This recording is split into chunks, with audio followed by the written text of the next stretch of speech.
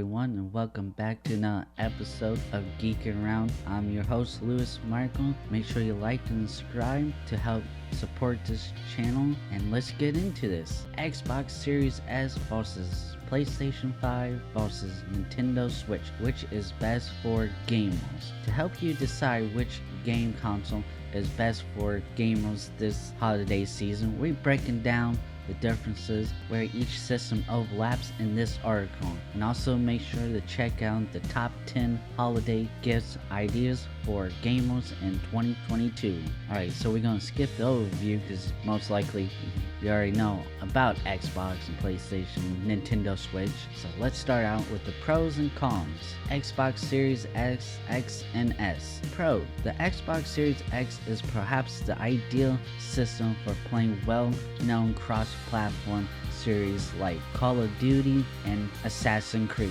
because of its power. Xbox exclusive franchises like Halo, Gears, and Forza has long been multiplayer favorites. Since Microsoft bought Bethesda, there is now content for single-player gamers as well. Most of all of the Xbox One games, as well as many top Xbox 360 and original Xbox games, are playable on the Xbox Series X and /X.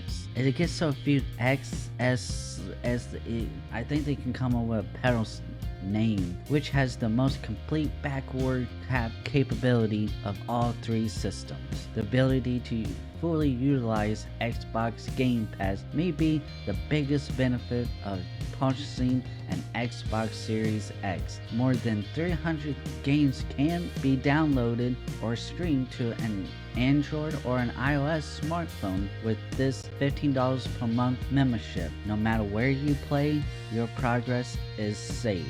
Cons: even though Microsoft has a lot of great franchises, none of them has been released exclusively for the Xbox Series X. Halo, Gears, and Forza titles are at least in development, yet major RPGs like Starfield and Elder Scrolls 6 won't be released for another month or even years. 2030 is the estimated time for Elder Scrolls 6. 2030, right. Theoretically, a $15 a month Xbox Game Pass Ultimate membership could provide a comparable or even superior gaming experience as could a powerful gaming PC. So yeah, to kind of get a little bit more in depth with that, you can actually now, any like Xbox Series X games can be, or Xbox One games can be played on Windows. Like you can get Halo on Windows now.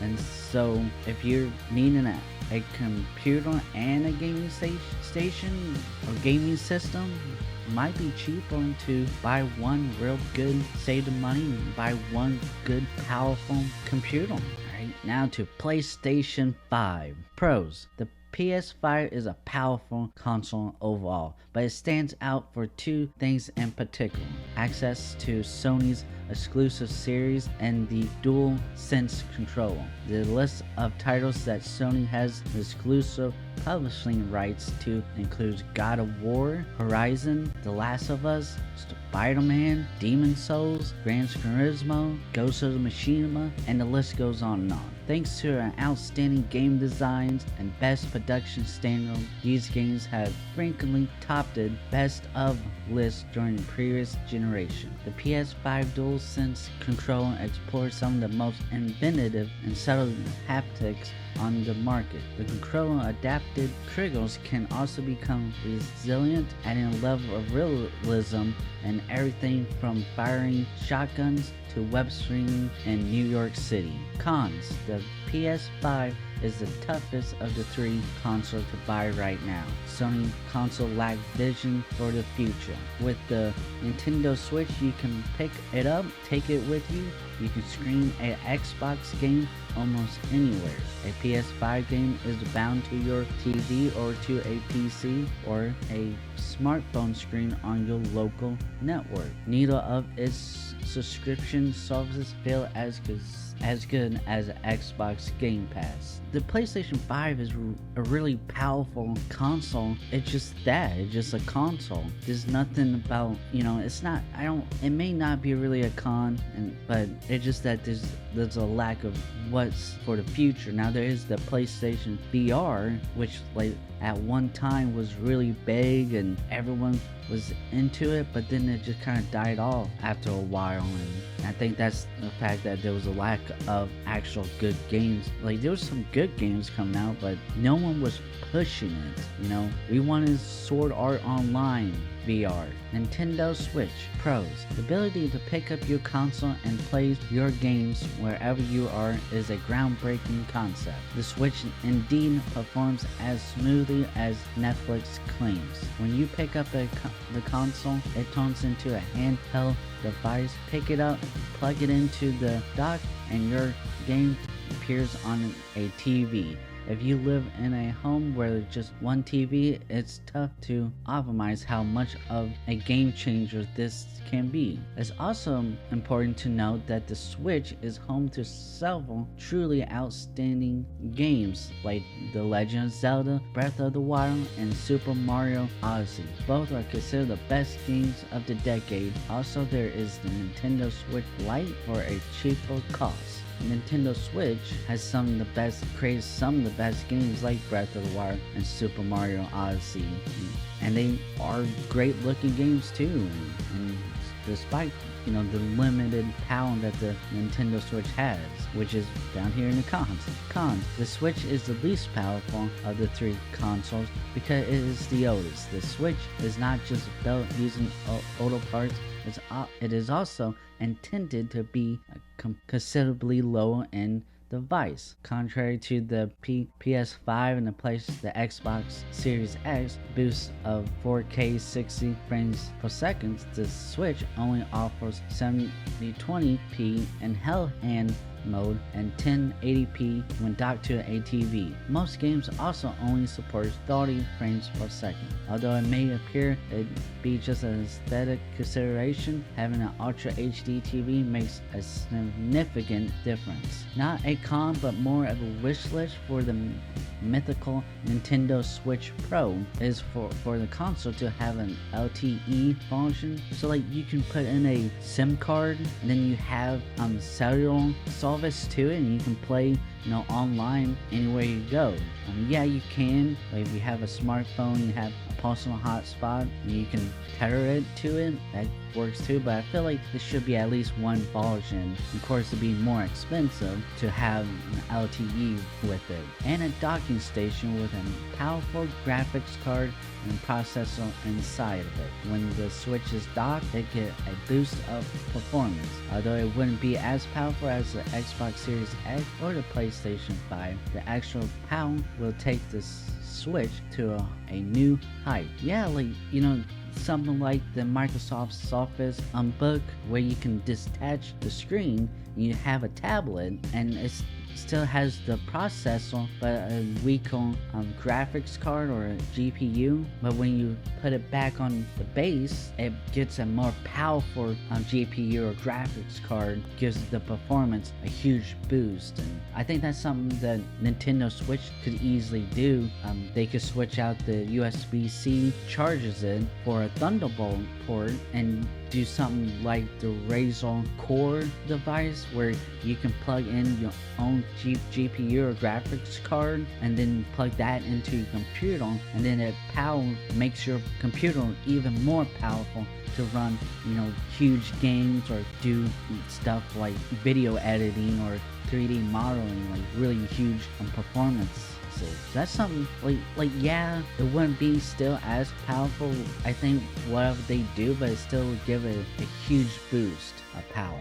And I think that's something, and I have no problem, paying a little extra to do that. That way we can get like games like Skyrim and The Witcher to perform almost as close as what they do on the Xbox Series X and PlayStation 5. The conclusion: the Xbox Series X may be the best for hardcore gamers with a powerful performance and the Xbox Game Pass experience. Sony's PlayStation 5 would be great for hardcore gamers too, who needs one of the best, most powerful consoles without all the bells and whistles. Like, to me, the Xbox Series X, there are things that, like, oh yeah, that's kind of cool, you know, but it's mostly bells and whistles. But however, the PlayStation 5 is still the hardest one to find and buy, and although the Xbox Series X is also still hard to find too, it's much easier to find. The PlayStation Switch or even the Xbox Series S is perfect for the younger gamers that just wants to play Fortnite, Minecraft, and watch YouTube videos. Yeah, to me, and then if you even want to, those are the cheapest ones, so those are perfect to get for your kids. There is the cheap one on the Nintendo Switch Lite, that's just the handheld, that's even more cheaper, and it does almost everything that the Nintendo Switch does. You just can't dock it, and I think there's some games, because you don't have the detached joysticks to play games with, so you have to have, but every game that Nintendo Switch put out, it will tell you which console it is for it, and it's just a very few games out there. I'm pretty sure you can actually still buy it, and it's still buying separate joysticks, and you still do the same thing. And I think you can do that, or you just get an Xbox Series S. It's actually still quite powerful, not as powerful as the Xbox Series X or the PlayStation 5, but it's more than powerful enough to play almost any game out there. It's just only digital. It does not have a disc drive in it, so like for me personally, I still buy a lot of DVDs, Blu-rays, and the game disc itself, and so that one wouldn't be personally for me. I wouldn't be great for me, but you know, as I said, for young kids who just want to watch Fortnite, Minecraft, watch YouTube videos, or Netflix or something like that, like, you don't need the Xbox Series X, and the Xbox Series S is a lot easier to find and is a lot cheaper. So yeah, what did you guys think about this? You know, what do you think is the best for gamers, and what type of gamers is the consoles best for? Make sure to check out the top 10 holiday gift ideas for the gamers, and we will see you next time. Make sure you like and subscribe. Check out those links in the description for a lot of cool stuff, like on the Geek Around Network, which is where we are at here. You find more articles and videos like this. There's also the Geek Around merch, where you can get Geek Around t-shirts and hoodies. There are also my comic books like Kira, A Star Wars Story. The web novel Kira, A Star Wars Story Part 2 is there as well, and many and other of my comic books. I will have some of the Amazon links to these consoles in the descriptions as well, and we will be doing the Avatar: The Wave of Water movie review next time, so make sure you like and subscribe so you don't miss that, and I'll see you next time. Bye.